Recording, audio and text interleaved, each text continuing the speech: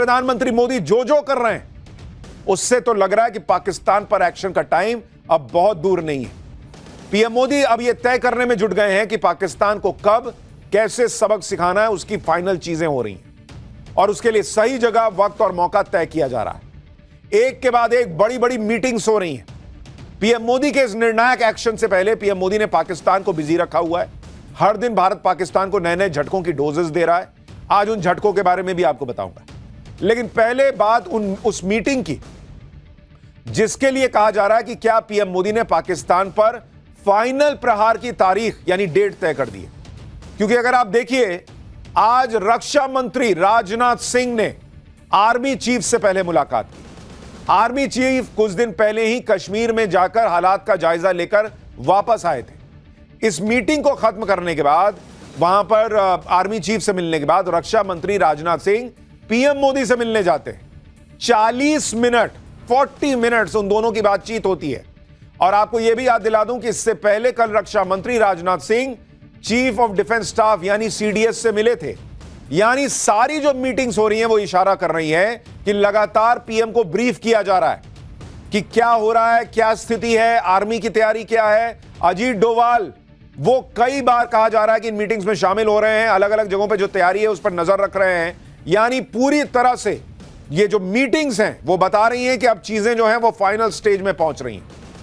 कई ऐसी अपुष्ट खबरें हमारे पास हैं जो हम आपको नहीं बताएंगे देश हित में, क्योंकि इस वक्त एक एक न्यूज जो हम आपको बताते हैं वो बहुत सेंसिटिव है। और जहां देश की सुरक्षा का मसला है, देश हित का मसला है, नवभारत टीआरपी के बारे में नहीं सोचता। खबर होगी भी और देश के लिए इंपॉर्टेंट होगी और ऐसी होगी जिससे देश बताने से देश का नुकसान होगा, तो हम कभी वो खबर नहीं बताएंगे। इसलिए बहुत सोच समझकर हर चीज आपके पास ला रहे हैं। इस सब मीटिंग का मैसेज क्या है? यही कि पाकिस्तान के खिलाफ सैन्य तैयारी तेजी से आगे बढ़ रही है और इसका जायजा लिया जा रहा है। इधर दिल्ली में मीटिंग पर मीटिंग्स चल रही हैं, उधर ग्राउंड पर सेना ने अपनी तैयारी पुख्ता कर ली। आसमान में रफेल और सुखोई उड़ने लगे हैं। भारत ने आज ही रफेल को लेकर नई डील की है, जिसके बारे में आगे आपको बताऊंगा। 4 दिन से एलओसी पर पाकिस्तान धुआं धुआं हो रखा है। समंदर में नेवी अपनी ताकत दिखा रही है। एंटी शिप मिसाइल की फायरिंग से पाकिस्तान वहां अलग घबराया हुआ है। यानी जमीन से लेकर, आसमान से लेकर समुंदर तक भारत अपनी ताकत दिखा रहा है। इतना ही नहीं, आज की हाईटेक दुनिया में एक युद्ध आपको सोशल मीडिया पर लड़ना पड़ता है। अब एक मोर्चा खुला हुआ है नैरेटिव का, क्योंकि हमारे यहां कुछ लोग ऐसे हैं जिनकी बातों का इस्तेमाल पाकिस्तान हमारे खिलाफ कर रहा है। ये कौन लोग हैं जो दुश्मन का नैरेटिव बना रहे हैं, जिनसे मोदी को निपटना पड़ेगा, उसके बारे में आगे बताऊंगा। लेकिन पहले देखिए कि भारत के खिलाफ प्रोपेगेंडा फैलाने वाले पाकिस्तान के यूट्यूब चैनल्स की दुकान बंद कर दी गई है। मोदी सरकार ने आज बीबीसी इंडिया को भी टाइट किया है, जिसे आतंकियों को आतंकी बोलने तक में दिक्कत हो रही थी। और बीबीसी कैसी कवरेज करता है आपको पता ही है। लेकिन नरेंद्र मोदी और उनकी सरकार इस वक्त ऑपरेशन क्लीन में लगे हैं। ना आतंकियों को छोड़ेंगे, ना आतंकियों के समर्थकों को छोड़ेंगे, ना किसी भी तरीके से जो भारत के खिलाफ प्रोपेगेंडा चला रहा है उसको छोड़ेंगे। तो पाकिस्तान के यूट्यूब चैनल्स बंद कर दिए गए हैं। तुम्हें जो ज्ञान देना है अपने यहां दो, हमारे यहां प्रोपेगेंडा ना फैलाओ। और बीबीसी को भी कहा है कि थोड़ा हिसाब से चलो, यहां रह रहे हो, रिपोर्टिंग कर रहे हो, लेकिन एजेंडा मत चलाओ, रिपोर्ट चलाओ। यानी पीएम मोदी ने एक साथ कई मोर्चे खोले हुए हैं। पीएम मोदी के बैक टू बैक एक्शन से पाकिस्तान कैसे घबराया, भारत में पाकिस्तान की भाषा बोलने वालों को क्या नई चेतावनी दी गई है, ओवैसी और उमर अब्दुल्ला जैसे नेता वायरल क्यों हो रहे हैं, पाकिस्तान के खिलाफ तैयारी का फाइनल काउंटडाउन किस तरफ जा रहा है, यह सब आज आपको दिखाऊंगा। लेकिन जो पहले दिन भर हुआ उसकी एक झलक देखिए।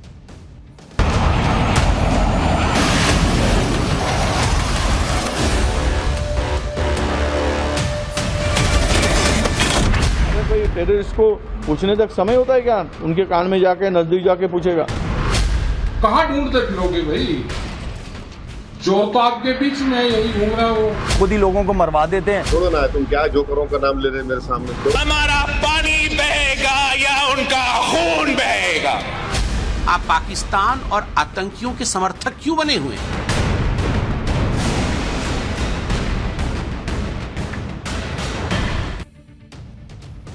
बाहर के दुश्मनों से तो नरेंद्र मोदी लड़ लेंगे, उसकी तैयारी जोर शोर से चल रही है। लेकिन घर के अंदर कुछ लोग जो ऐसी भाषा बोल रहे हैं जो दुश्मन बोलता है, दुश्मन को पसंद आती है, उनसे भी निपटना जरूरी है। ये वो लोग हैं जो सवाल करने की आड़ में पाकिस्तान और आतंकवादियों का नैरेटिव चला दे रहे हैं। सरकार से सवाल जरूर करने चाहिए, लेकिन जब हालात ऐसे हों कि देश अपने दुश्मन का जवाब देने जा रहा है, दुनिया को सबूत देकर बता रहा है कि देखो इसको ठोकना जरूरी है, तो कम से कम उस वक्त में वही बात करनी चाहिए जो देश हित में है, न कि पाकिस्तान के हित में या आतंकवादियों के हित में। बहुत सोच समझ कर बोलना चाहिए। लेकिन यहां भारत में कुछ लोगों ने जैसे ठान रखी है कि पाकिस्तान और आतंकियों को ही फायदा पहुंचे तो पहुंचे, लेकिन हम तो मोदी विरोध में बोले। कांग्रेस के एक नेताजी हैं, उनको सुनिए। पीड़ितों के आंख के सामने उनके अपनों को आतंकियों ने मार दिया धर्म पूछकर, और महाराष्ट्र कांग्रेस के विधायक हैं विजय वेट्टीवार, वो मानने को तैयार नहीं, कह रहे हैं कि आतंकी के पास इतना टाइम है कि धर्म पूछ के मारेगा। सुनिए जरा भाई साहब। तो उन्होंने हिंदू का पूछ कर मारा। अरे कोई टेररिस्ट को पूछने तक समय होता है क्या? उनके कान में जाके नजदीक जाके पूछेगा। ये सब जो बातें हैं बहुत सारे इसमें कंट्रोवर्शियल, कोई बोलता है ऐसा हुआ ही नहीं, कोई बोलते ऐसा हुआ है। ये प्लान करके मत करो। टेररिस्ट है, उसको कोई जात धर्म नहीं होता है। महिलाएं रो रो कर बता रही है कि मेरे पति को धर्म पूछ के मार दिया। कांग्रेस के नेता कह रहे हैं कि आतंकी के पास इतना टाइम नहीं है कि धर्म पूछेगा। बच्चा बता रहा है कि मेरे बाप को मार दिया धर्म पूछकर। कांग्रेस के नेता कह रहे हैं अरे आतंकी धर्म जात नहीं करता भाई। इतना कॉन्फिडेंस है इन लोगों को आतंकियों पर। कांग्रेस में कोई एक व्यक्ति ऐसा हो तो समझ भी आए। यहां तो पूरी लंबी लिस्ट है भाई। कर्नाटक के एक मंत्री आरबी तिम्मापुर, उनका कहना है कि जो आतंकी गोली मार रहे हैं क्या वो जात और धर्म पूछेंगे? वो तो सिर्फ गोली मारेगा और भाग जाएगा। थोड़ा व्यवहारिक होकर सोचिए, आतंकी वहां खड़ा होकर यह सब नहीं पूछेगा।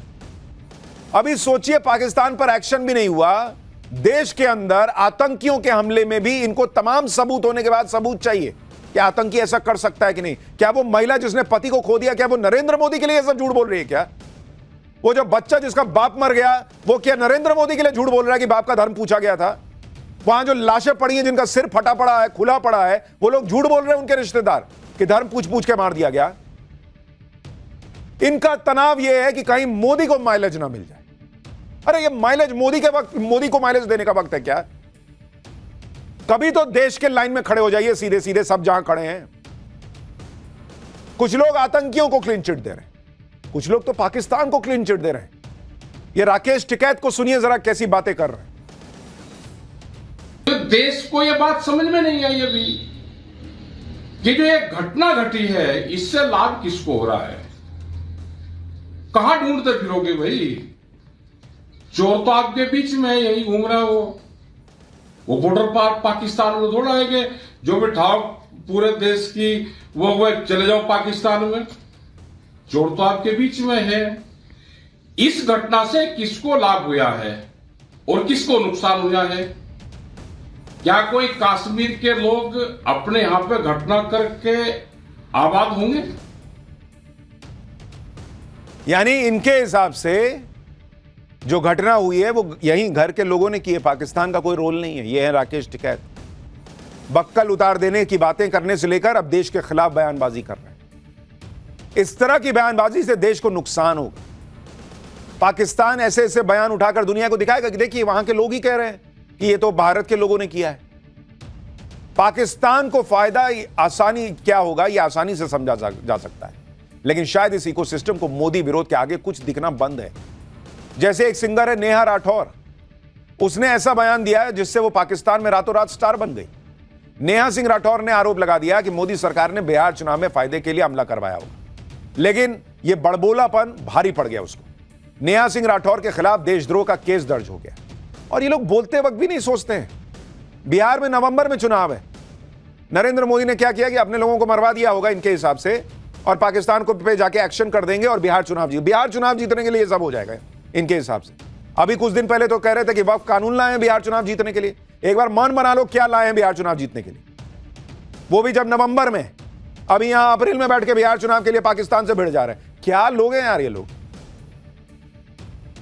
और नेहा सिंह के इस बयान को पाकिस्तान ने लपक लिया, जैसे नेहा सिंह भारत की सिंगर नहीं, कोई इंटेलिजेंस एजेंसी की प्रमुख हो। पाकिस्तान में सोशल मीडिया पर नेहा सिंह राठौर के बयान को हाईलाइट करके लिखा जा रहा है कि भारतीय लड़की ने पहलगाम हमले का सच बता दिया। नए जमाने में युद्ध सिर्फ हथियारों से नहीं बल्कि नैरेटिव से लड़े जाते हैं। इस नैरेटिव वॉर को जीतने के लिए पीएम मोदी ने पाकिस्तान पर डिजिटल स्ट्राइक की है। भारत विरोधी कंटेंट दिखाने वाले पाकिस्तान के 16 यूट्यूब चैनल को सरकार ने बैन किया। इसमें पूर्व क्रिकेटर शोएब अख्तर का यूट्यूब चैनल भी शामिल है।